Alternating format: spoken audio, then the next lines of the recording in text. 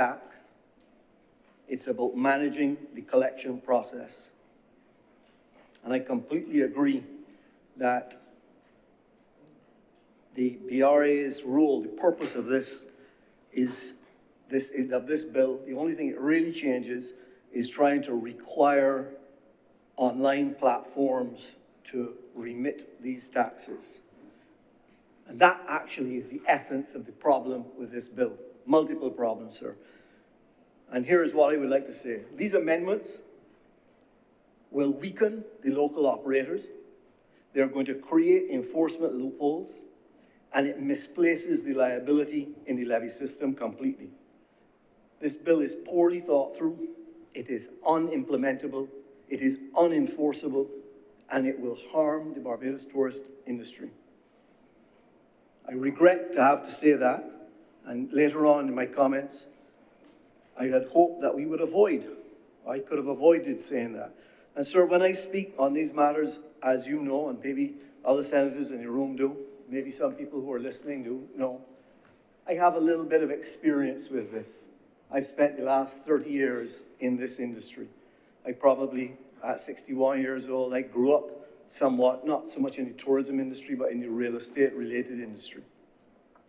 So sir, why do I say, and how do I perhaps justify these very rough comments that I've just had to make, that it weakens local operators, creates enforcement loopholes, and misplaces the liability?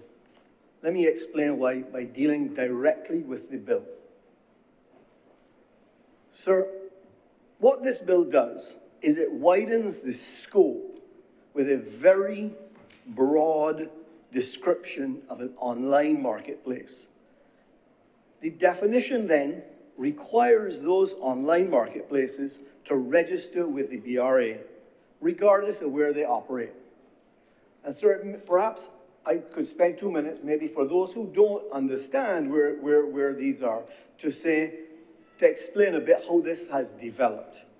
There was a time, going back in the late 50s into the 60s in Barbados, as tourism developed, that you would get people coming to Barbados and they would make a decision and say, I'm going to buy a house in Barbados, this looks great, I'm going to spend 3 and 4 months here. And then what would happen, sir, sometime after that is they would get back to wherever that home country was. It might be, back in those days, it could be Venezuela, actually, because a lot of wealth came here from Venezuela. They would get back and then they would say, but who is paying the staff? Who's cleaning the pool? Who's cutting the grass? So that developed into these property managers. And later on, making a very long story short, that same property owner would say, but hold on a minute, when I am not there, I got all these bills to pay. Why you don't rent the property for me? And we developed this kind of online, well, not online at that point in time, it was a one-to-one relationship between the guest, the property manager, and they would stay. And that's how this was developed. And that online marketplace now is just a digital version of how those were marketed. You still need a property manager in Barbados or a property owner who is going to deliver the service, and you have a guest coming from overseas. And that guest has always had to pay whatever the relevant taxes are to do with that property, to do with that rental, they have to pay.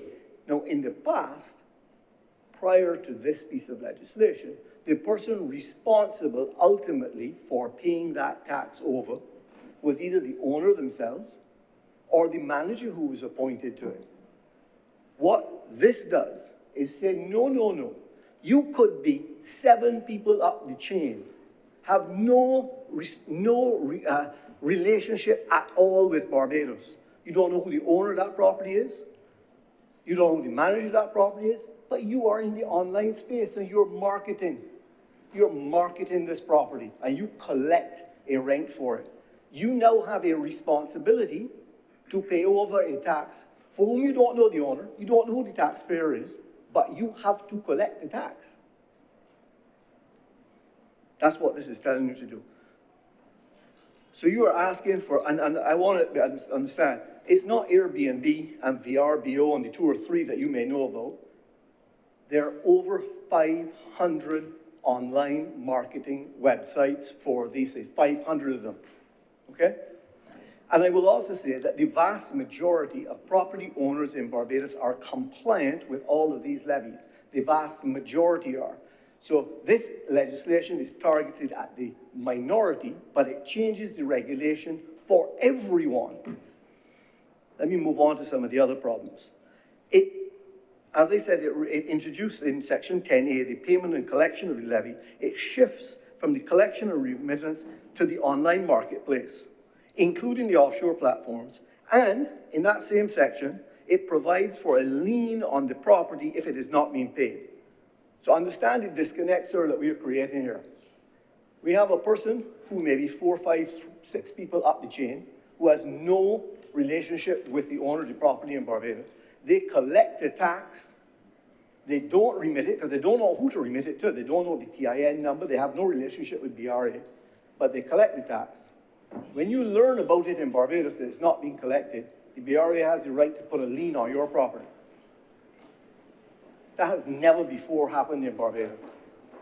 Never before. We cannot have a situation where you disconnect the person who is collecting the tax from how do you remit it. It can't happen. It moves the filers from being bi-monthly today to monthly. That's in Section 11. So that increases the record, keeping our obligations on it. For the larger companies that I'm familiar with, probably not a problem because they're doing this regularly and they got accountants and they got people working for them and they got systems and so on. But for many of the people in the shared economy levy, this burden of financial reporting is going to be impossible and unenforceable to put on them. But it does make them now non-compliant and operating outside the law. They just can't do it, although the law says you have to do it. So I guess we won't enforce it.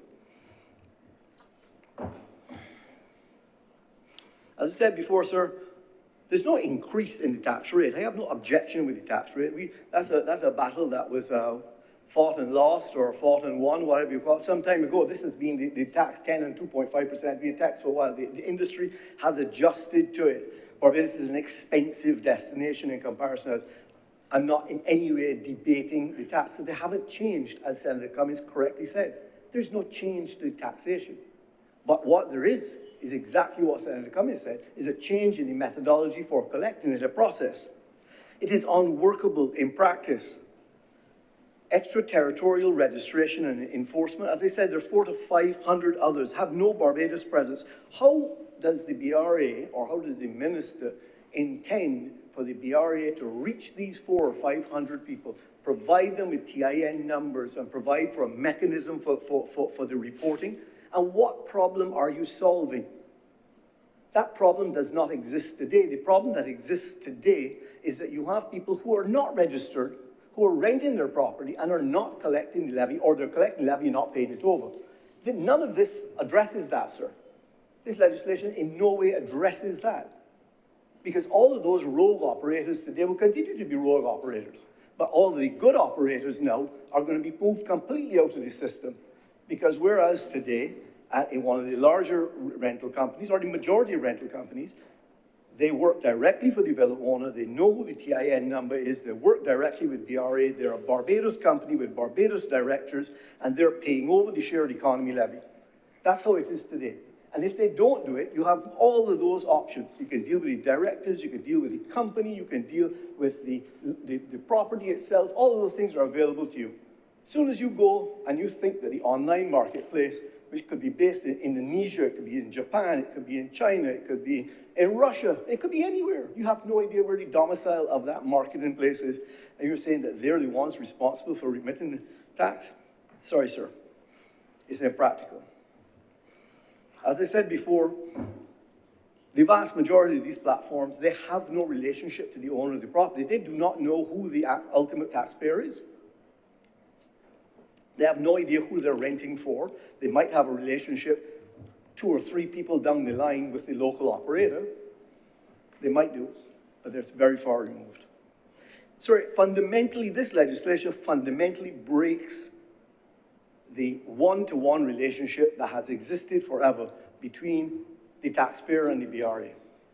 We now have an army of 400 to 500 of these online people who have a responsibility to collect this 12.5% tax, but we have no way of enforcing that that money will actually get back to Barbados. Where it is today, We know exactly how we're going to do it. And yes, we need to go after those few rogues who may not be, or may be collecting the tax and not paying, or may not be charging the tax. There's a different way of approaching that.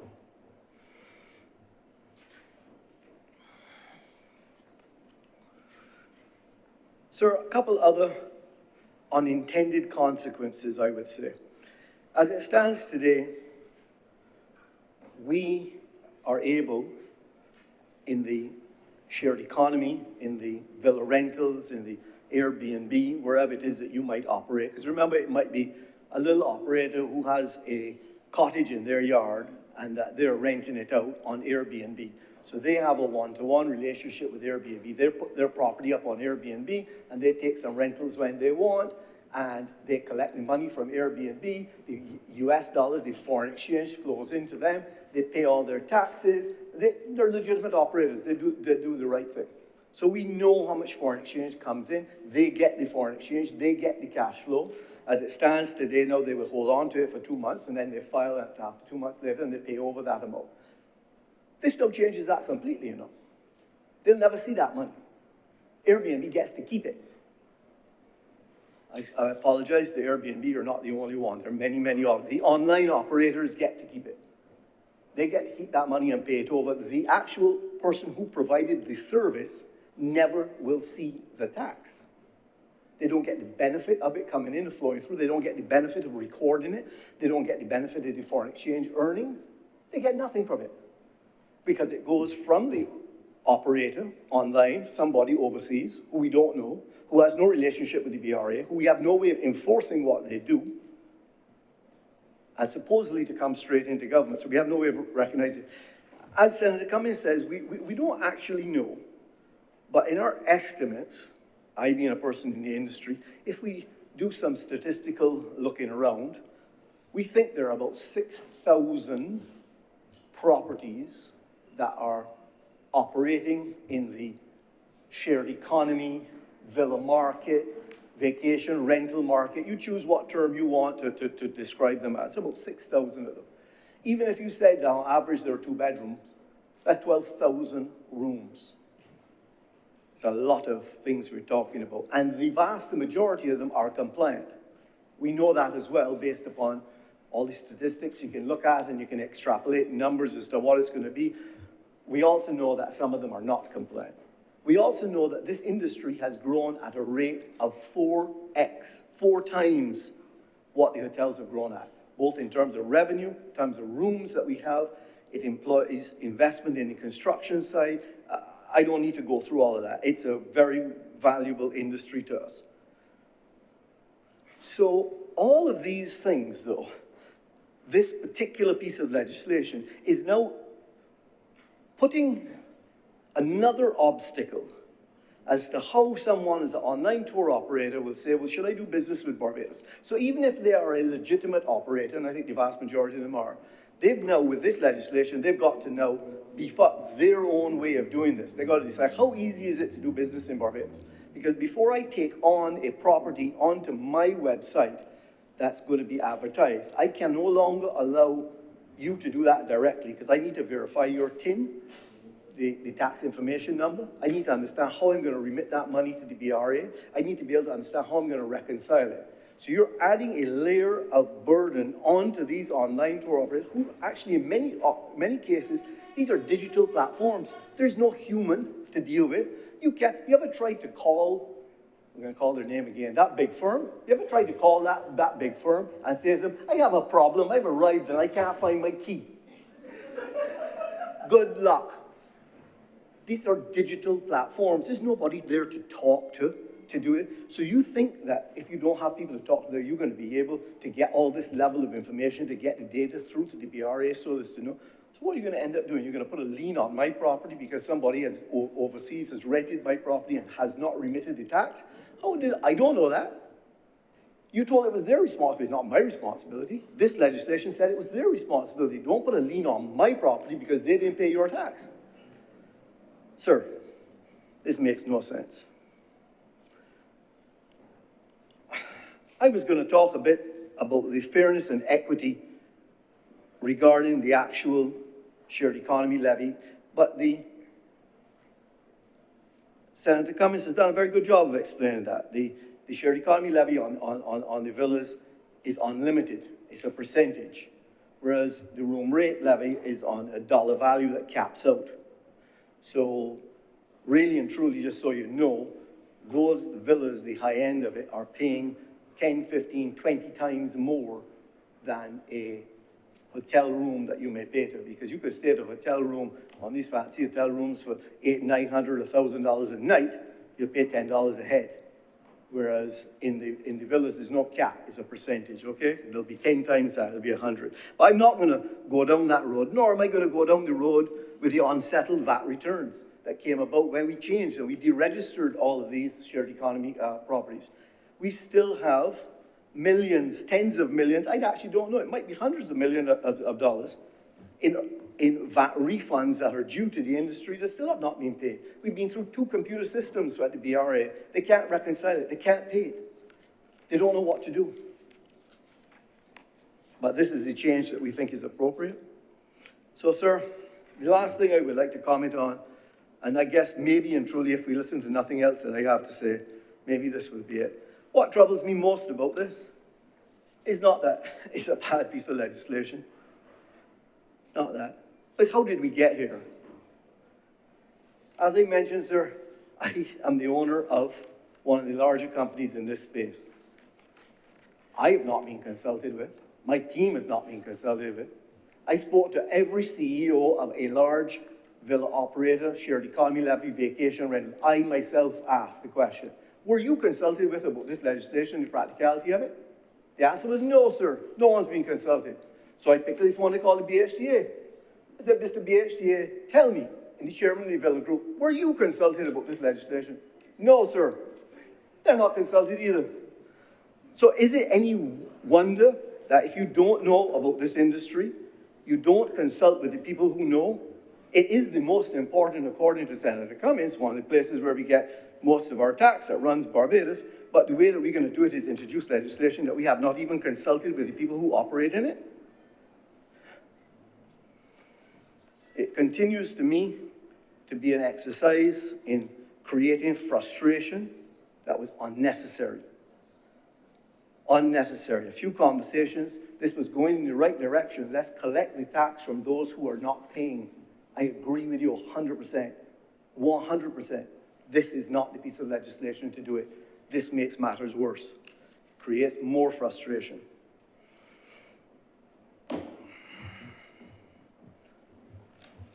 So, sir, I would hope, there's nothing much you can do now. I can voice my concern at this point in time here when it gets to this point. I would have loved to have voiced my concern earlier, perhaps guided it in some way, but that is no longer available to us.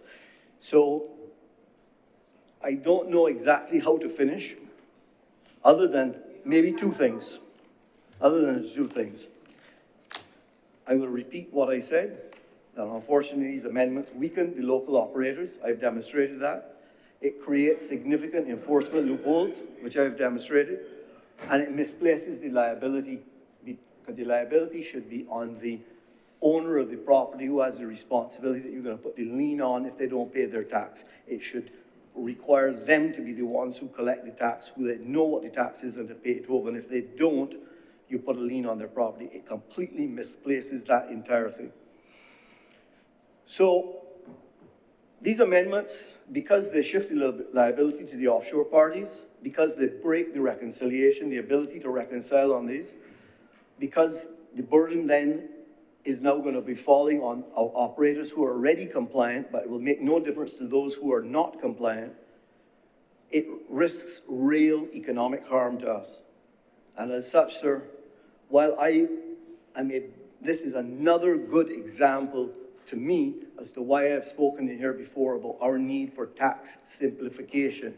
Because when I get up to speak on it, or Senator Cummings, or other senators who are knowledgeable in their particular area or industry, the complexity of our tax regime, the complexity of all these taxes we're collecting and how to pay it over, etc., is getting more and more. And what we need is a tax simplification exercise to make this easier for all to do business. And this certainly is not. And therefore, sir, with those many words that I have given you, I regret to say that I am not in support of this passage, and I thank you for your time, sir. Thank you very much, Senator Mallard. Senator Tring.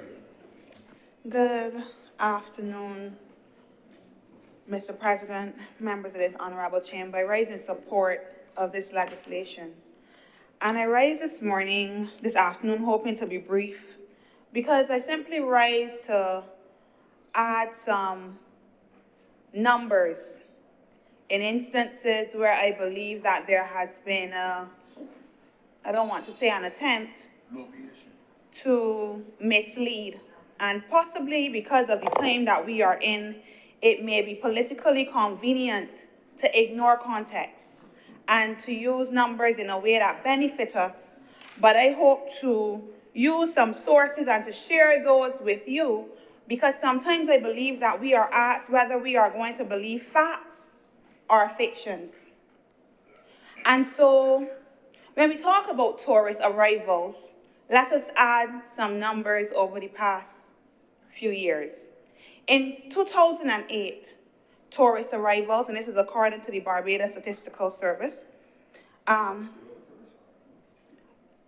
those were 566,763.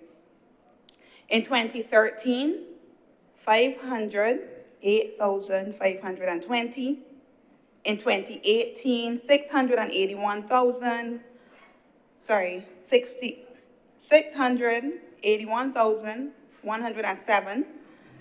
700 in 2024, just over 700,000. And in 2025, as of September, it would have been 538,000 long-stay arrivals, which was up by 5.5%. And so what we have seen, with the exception of those COVID years, and after post-COVID, having to catch back, as we would say ourselves, we have seen an increase. And this is, of course, in direct contradiction to what was shared before.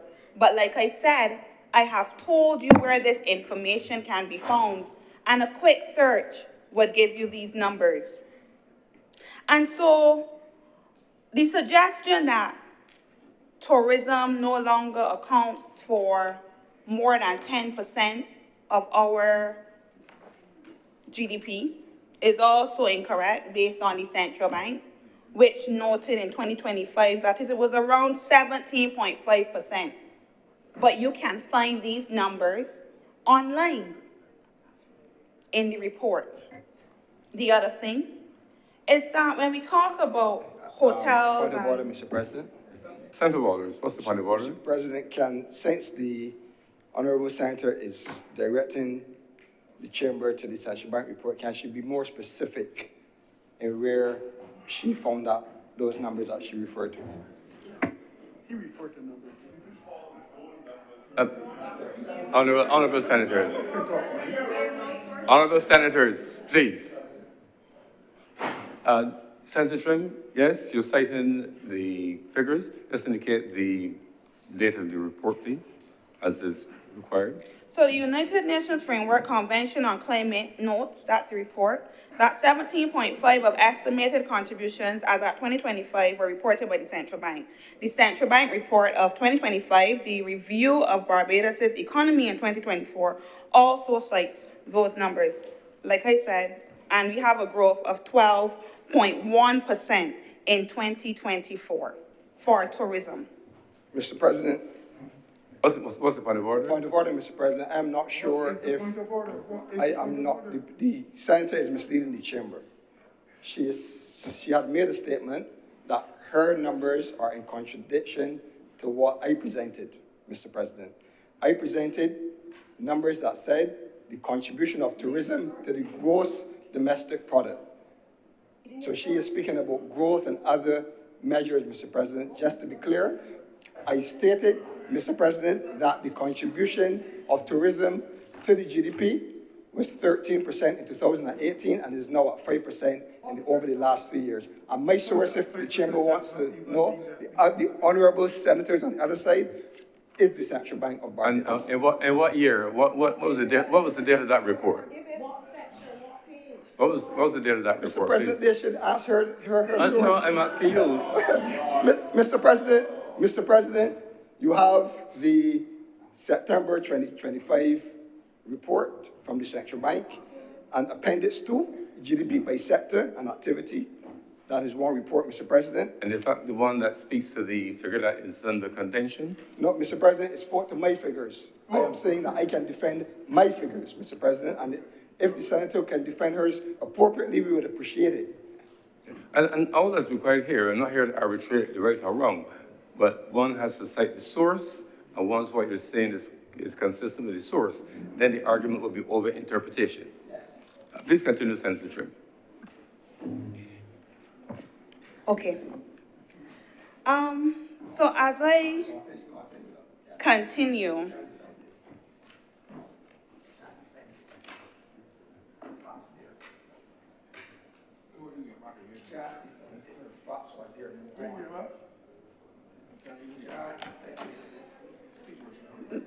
Mr. President, it's not my intention to engage in the kind of behavior that the honorable member seems to be trying to take today. That is not my intention. And so as I continue, it is clear that the analysis being received continues to be convenient and for specific purposes. When we talk about what has been done for workers, we also see that there has been the establishment of a national minimum wage, and that minimum wage will increase annually to align itself with inflation and still allow for the minimum wage board to meet. The Labor Concessions Act also seeks to protect workers within this sector.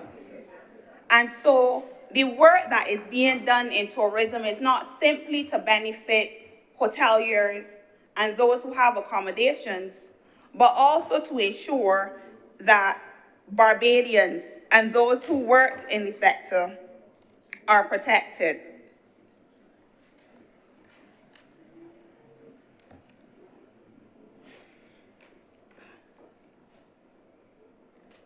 The other thing, Mr. President, is that there was commentary on Cricket World Cup. Central Bank,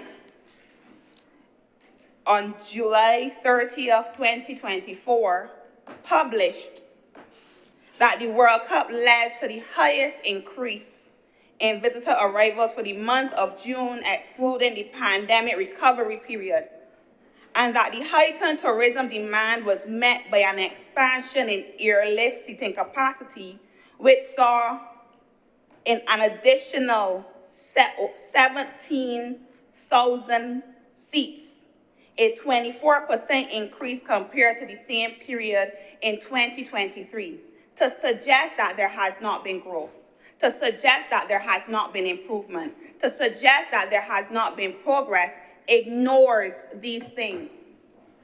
Point of order, Mr. President. What's the point of order? Senator is misleading the chamber if she continues to say that, to suggest that there's not been progress and growth. I was clear, Mr. President, in referring the numbers in 2024 to that of 2018, not to that of the previous year, 2023. And I was saying, Mr. President, that compared to 2018, this government, in the months between May and August, have not been able to increase the arrivals to Barbados when compared to 2018. Right. Your perspective is noted. Senator Trim, they have another perspective, and that's perfectly correct.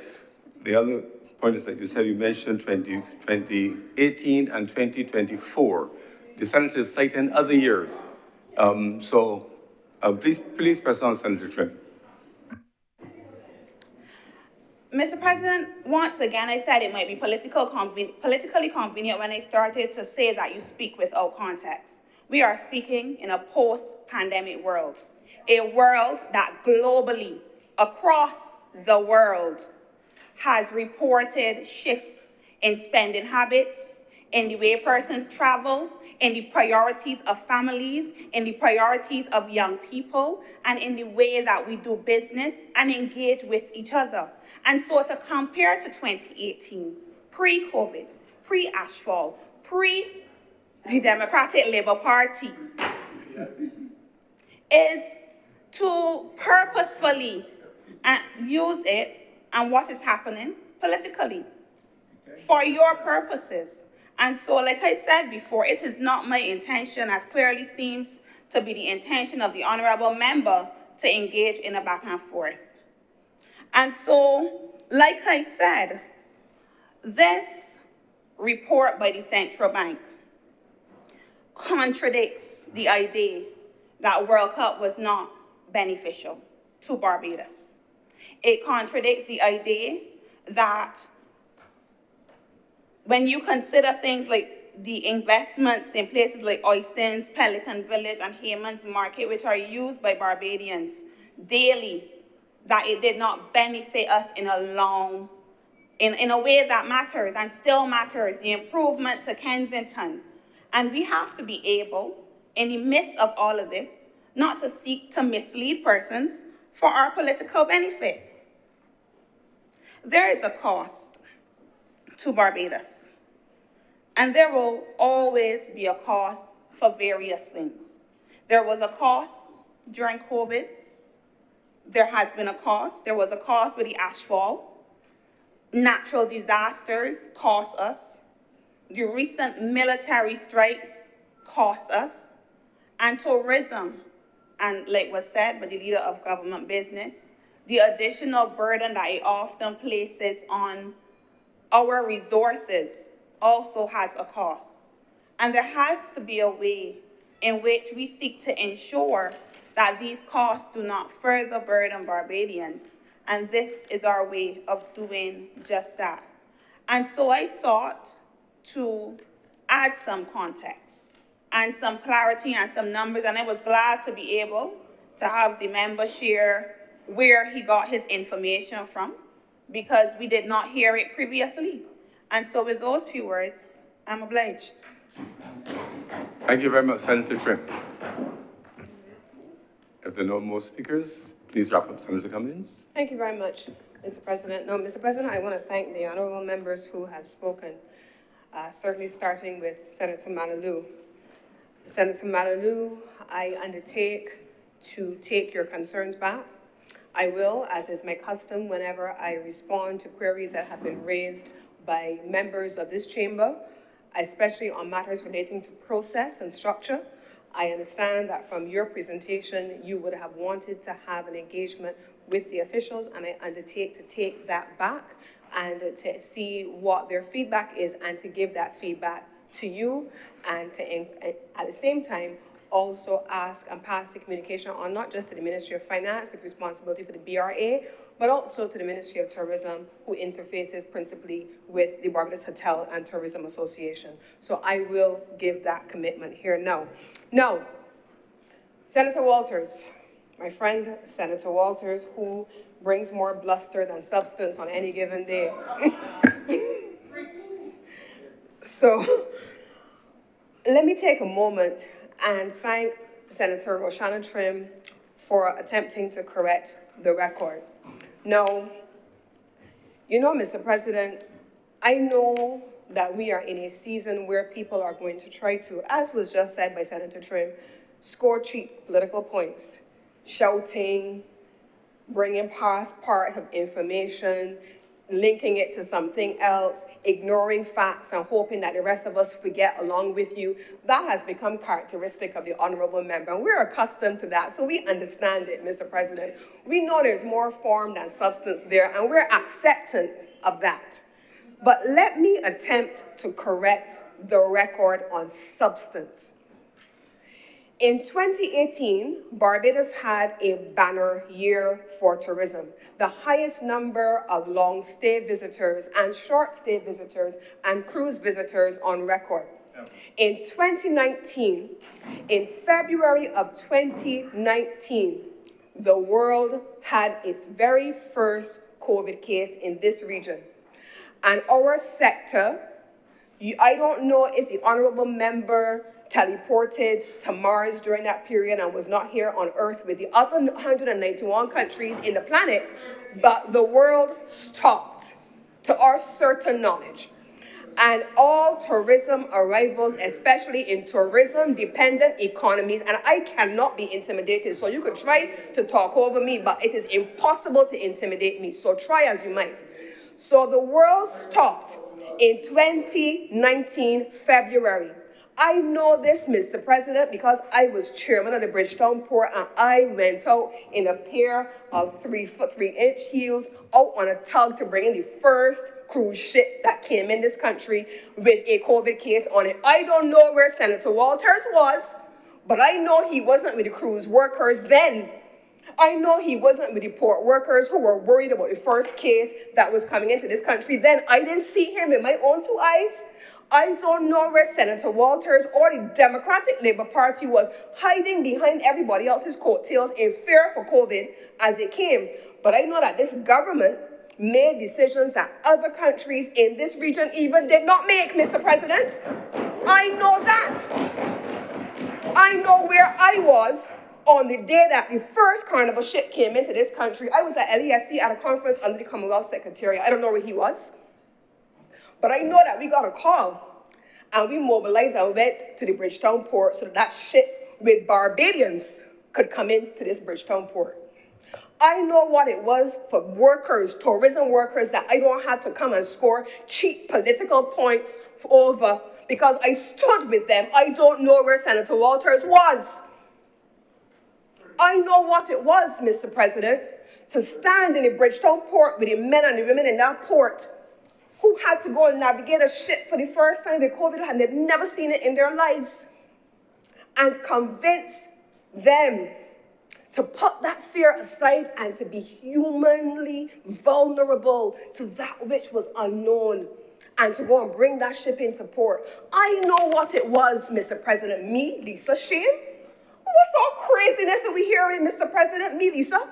Mr. President, when those workers decided that they were going out to bring in the ship, Barbados is a tug-operated port, so the ships can't come into our harbor without the tug going out. I remember what I had on deliberately, Mr. President, because I was not the leader to send men out to do things I was not willing to do myself. So if they went out to sea to bring in that ship, I got on that tug with them in a black pencil skirt and 3-inch heels. It didn't matter what I had on, I went with them. I know what it was personally, Mr. President. I don't know where Senator Walters was, talking about tourism workers and this government, Mr. President. What are we experiencing in here today? This grandstanding with no substance, form over substance, Mr. President. He has no basis and no moral authority to speak about tourism workers in this country. Mr. President, when this country was dealing with that ship, I know what it was, Barbadians. I know what it was to see the faces of Barbadians on that ship, on balconies looking out to port, Barbados up ahead, the port just there, but knowing what it is to have been turned away from 3 different ports. First port, don't come in here. Second port, don't come in here. Third port, don't come in here. And our Bajans were on that ship, Mr. President. I know what it is to get close to that ship and see the faces of Barbadians wondering, can we come home? Will our country let us come in here? And Barbados with a prime minister who said, yes, yes. While everybody else was rejecting their own citizens. I know what it is, Mr. President. All right then, I'm advocating, Mr. President, I know what it was to move 22,000 people through this Bridgetown port so that they could get home to their families. Tourism workers, me, Lisa. No, Mr. President, not me, Lisa. I have nothing to be ashamed about. I know what it was. I was there. And when I look back to my left, and when I look back to my right and to my far distance, I never saw Ryan Walters. Never saw Senator Walters anywhere in sight. So I don't know where he was, if he was icing it out and planning to ice all over the Hubbardston Turner. I don't know what he was doing, but I know he didn't check in for tourism workers. I know he was probably elsewhere, but I know where he was not.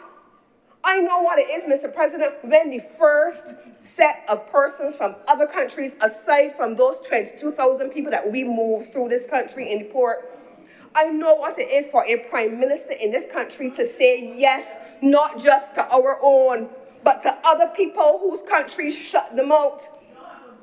I know what it is for us to put them up in our hotels. I know what it is, Mr. President, to have a lab overwhelmed because of the sheer volume of people, and for a year and a half, this country shut down. We were not on Mars, so nobody can stand in this country, and worse yet in this chamber, and attempt to give what they would want us to see as a serious contribution, and attempt to convince anybody in here that the world did not shut down for a year and a half for something called COVID. May we never see COVID again in our lifetime. May we never see it again. But I know we went through it. And I know on the point what of order, it was. Mr. President. Yes, what's the point of How order? does this grandstanding change the fact that the Barbados Labour Party government under Senator Lisa Cummer is underperforming in tourism arrivals? Senator Walters, Senator Walters, that's a speech. Through the port. Senator Worrell, please, that's not a point of order. You're making a speech that you did not make before. Please. Senator Cummings, please continue. So, sir, thank you very much, because the Honourable Senator has just managed to grace us with his presence and has attempted to speak where he had not before, and perhaps, I want to take a moment, Mr. President, a sober moment. This chamber is called the Senate of Barbados. The other place is called the House. I don't know how members of the Democratic Labour Party behave where they live, but they have to respect the rules and procedures of this chamber. And on a point of order, Mr. President, but every single senator that speaks in this chamber respect the rules of this chamber. We know how to operate in this chamber. We do not need to take a lecturing from Senator Cummings. Thank you, Senator Worrell, and I will ensure that the rules are followed. Please continue, Senator. Thank you very much, Mr. President, and the lecture will continue because, to my certain knowledge, the president of the chamber is the president of the chamber and must not be shouted over by the member for the Democratic Labour Party. The president must not be shouted over.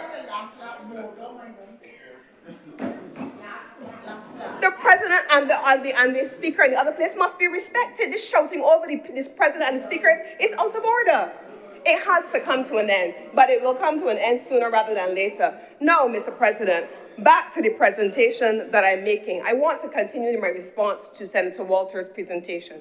Senator Walters also spoke about the tourism sector's performance, and he neglected to speak to the fact that it was interrupted by a year and a half of COVID. I want also... I'm going to give you some silence so you can be heard. I'm okay, Mr. President. They can't intimidate me, Mr. President. I'm good. I am good, Mr. President. I don't need silence down there. The Democratic Labour Party can carry on as they wish. Mr. President, I want to continue to give my response at this point. The central bank reports that I am looking at, and this is specifically speaking about January to September, and I'm going to come to September and the second one later. So this is October 2025. Long-stay arrivals rose over the period of 9 months by 5.5%. And I want to specifically draw attention, I put on the record, this is the central bank quarterly report at 2025 October. I want specifically to draw attention, I'm going to go to a specific, well, it doesn't have page numbers, I'm using the PowerPoint presentation given. But the title of the slide that I'm using, and I want to enter into the record, was long stay arrivals rose by 5.5%, 9-month comparisons, January to September. Mr. President, this particular slide I'm using because it goes back to 2010 and it brings us all the way up to 2025.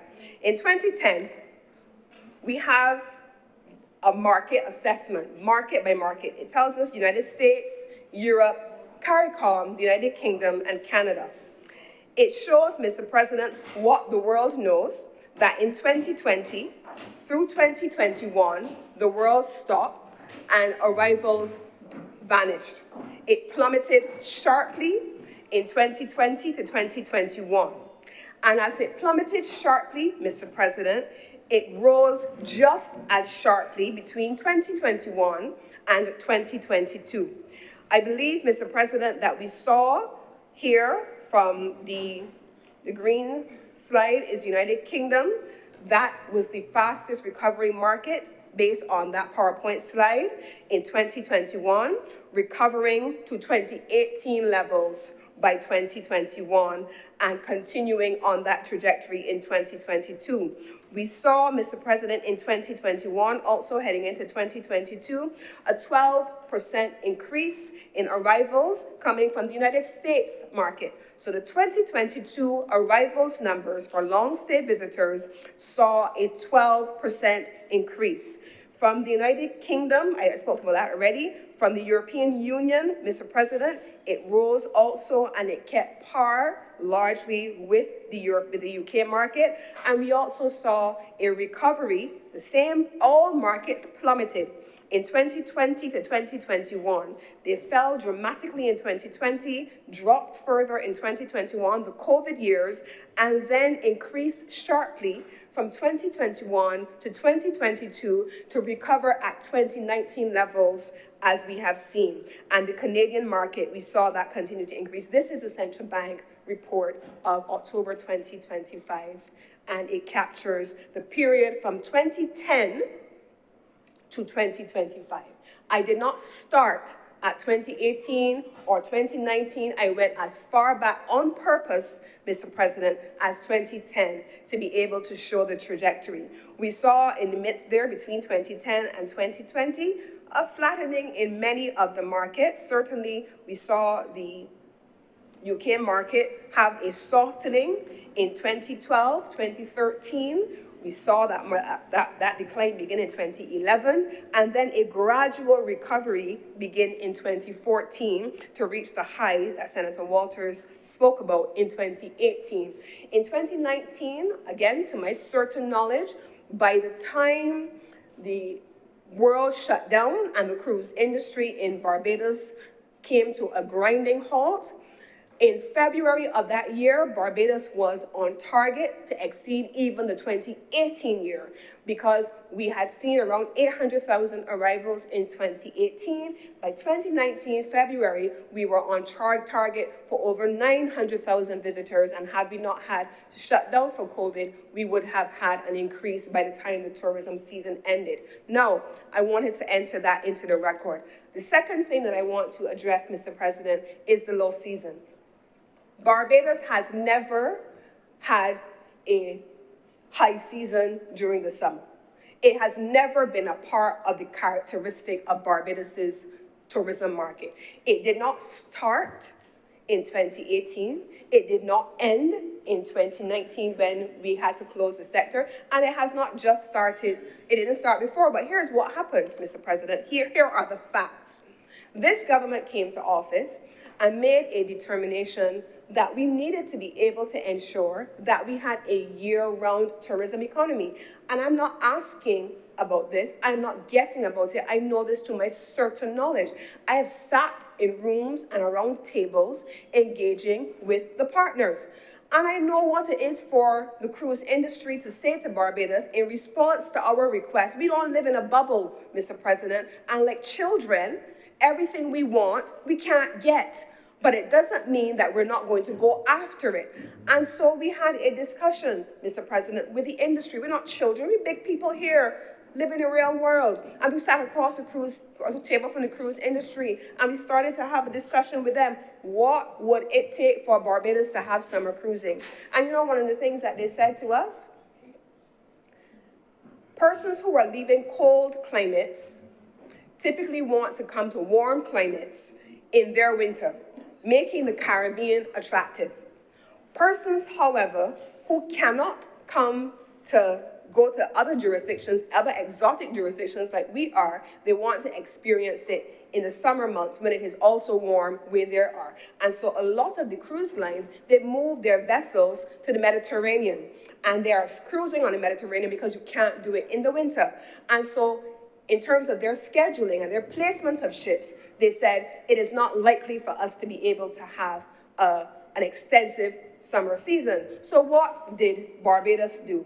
Barbados then decided, okay, so while we may not have all of the larger vessels, there is an opportunity in some of the smaller luxury vessels where you may not have volume, but you may have quality. And by that, I simply mean, while you may not have the vessels that bring 3,000 or 4,000 or 5,000 or 7,000 passengers, you may have those that bring 1,500 passengers, but they're high-spending passengers, thereby contributing a significant percentage as if you had higher numbers. And that was what Barbados then set out to do in the summer months. The Prime Minister also set about, and I believe Senator Reid knows this better than many of us, to ensure we had a 52-week calendar in the year so that year on year on year, month on month on month, people were able to identify what was happening in the country and be able to pair our destination marketing from the BTMI to that. We Gathering was a part of those things, bringing home the diaspora, bringing our own people home. We also had the ability, I believe that Senator Walters had an opportunity if he wanted, not Walters, Senator Worrell, if he wanted to speak, to do so. I'm not sure why he left, why he was absent from the chamber for the majority of the morning, but if he wanted to speak, he could have, Mr. President. So I would like not to have him co-author my closing with me.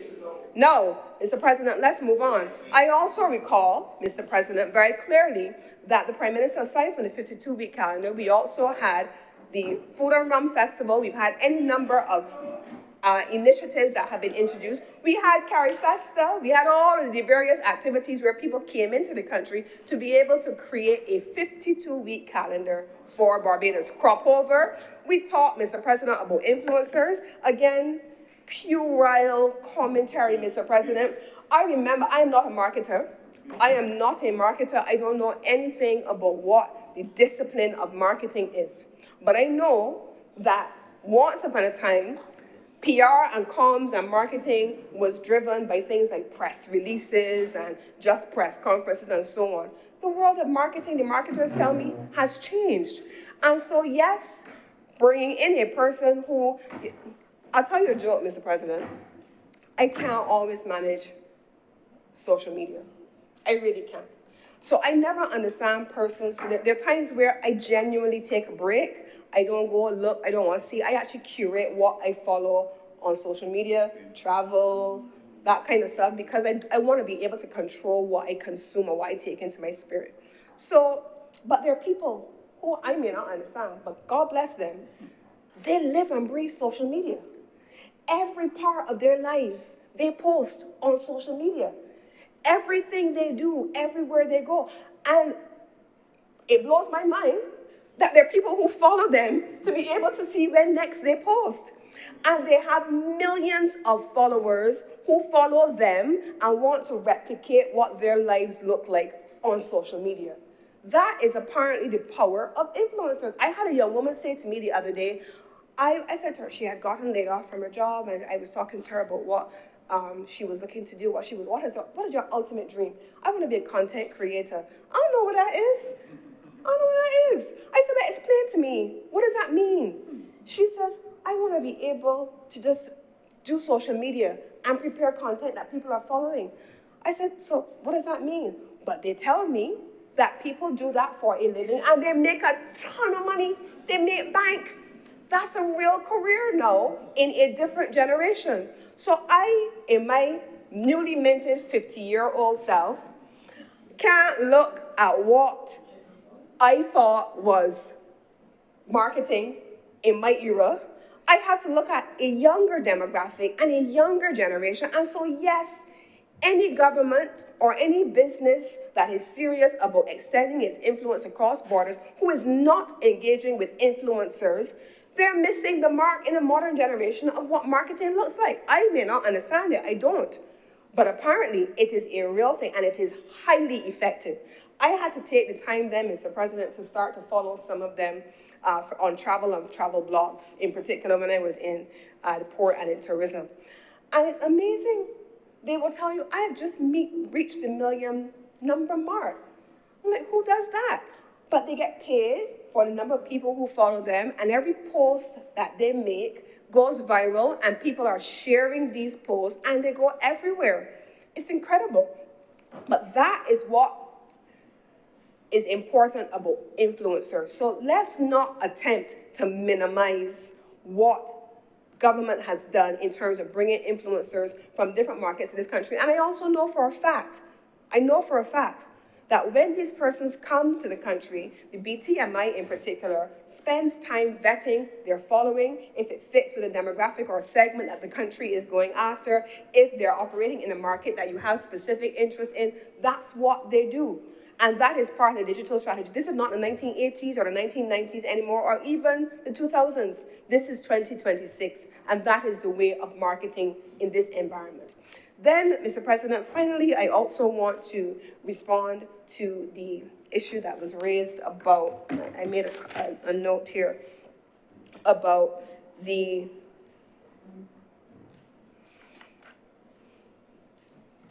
I want to make the point about the BTMI in particular. BTMI, Mr. President, the officers in our overseas markets, I said this in my presentation, are the same officers who were there in 2018, Mr. President. I went and met them, I have left them, and they're still there, Mr. President, and they are working and building capability. So what we're seeing, Mr. President, in the numbers that I showed earlier, going from 2010 to 2025, those officers have increased significantly, and you'll see the increase in the US market, and that has been driven very heavily by the officers based in the North American market, in the Panamanian market, driving business to this country and driving airlift and making sure that there is a consequential increase in the number of seats. So, Mr. President, I don't want to get into the back and forth about whether or not the tourism sector has performed. That the tourism sector has performed is not in question. The last thing I want to say is this, Mr. President.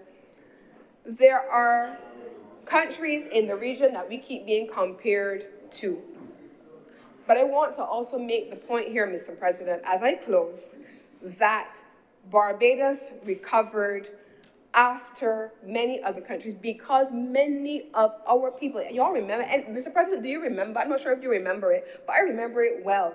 We actually had a national conversation about how Barbadians in the immediate aftermath of COVID and during COVID were so uncomfortable with persons entering our country. And they were very unhappy with the fact the government kept the airport open. The airport never closed.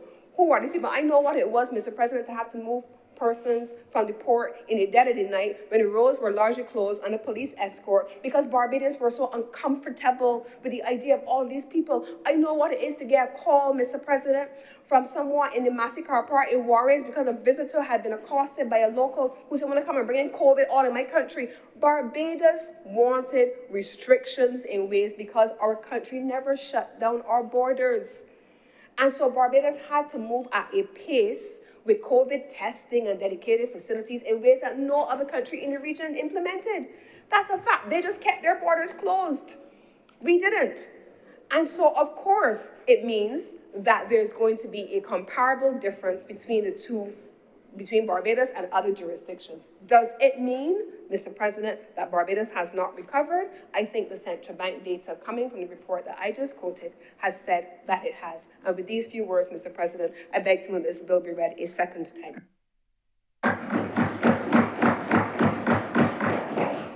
The question is that this bill be read a second time. Will those honorable senators in favor please say aye? Aye. Those against please say no. Thanks, the ayes have it. Mr. President, I beg to move that Your Honor do now leave the chair and the Senate resolve itself into committee for further consideration of this bill. The question is that I do not leave the chair and the Honorable the Senate resolve itself in the committee for further consideration of this bill. Will those honorable senators in favor please say aye? Aye. Those against please say no. Methinks the ayes have it.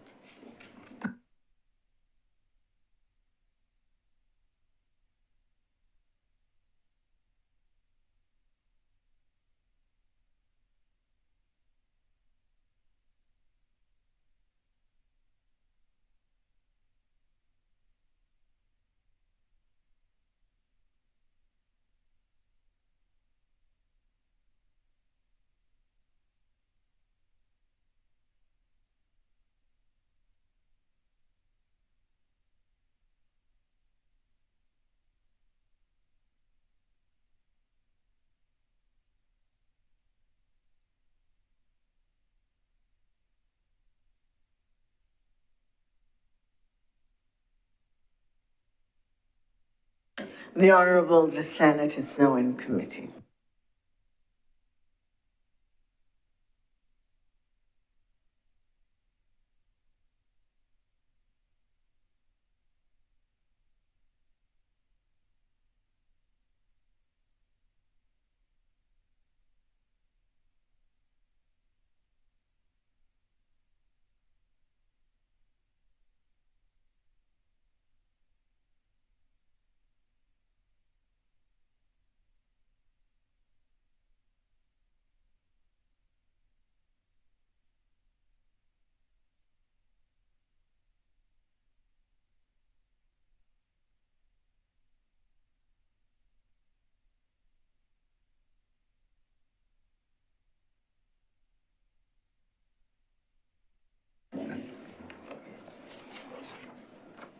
Clause 1.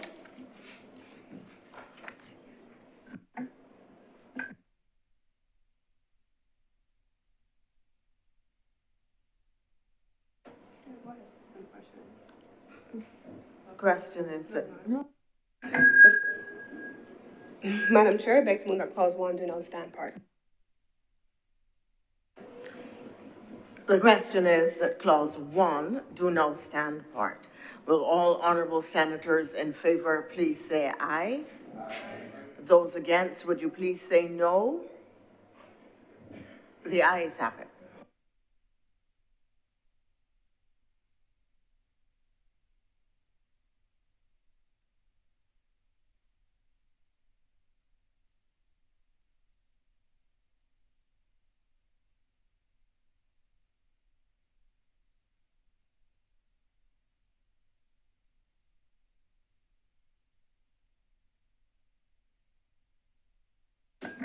Madam Chair, as we just stood clause 1 part, I beg to move that we make an adjustment. Obviously, this was 2025, it is now 2026, and I beg to move that 2025 be amended to now read 2026. The question is that clause 1 do stand part after amendment of the language to change the year 2025 to 2026. Will all honorable senators in favor please say aye? Aye. Those against, would you please say no? The ayes have it. Clauses 2 through 10. Madam Chair, I beg to move that clauses 2 through 10 stand part. The question is that clauses 2 through 10 do now stand part. Will all honorable senators in favor please say aye? Aye. Those against, would you please say no? No. The ayes have it. Clauses 11 through 15. Madam Chair, I beg to move that clauses 11 through 15 do now stand part. The question is that clauses 11 through 15 do now stand part. Will all honorable senators in favor please say aye? Aye. Those against, would you please say no? The ayes have it. First schedule. Madam Chair, I beg to move that the first schedule be the first schedule to the bill. The question is that the first schedule be now the first schedule to the bill. Will all honourable senators in favour please say aye? Aye. Those against, would you please say no? The ayes have it. The second schedule. Madam Chair, I beg to move that the second schedule be the second schedule to the bill. The question is that the second schedule be now the second schedule to the bill. Will all honourable senators in favour please say aye? Aye. Those against, would you please say no? The ayes have it. Madam Chair, I beg to move that you do not report to His Honour the President the passage of one bill in committee. The question is that I do now report to His Honour the President the passing of one bill in committee. Will all honourable senators in favour please say aye? Aye. Those against, would you please say no? The ayes have it.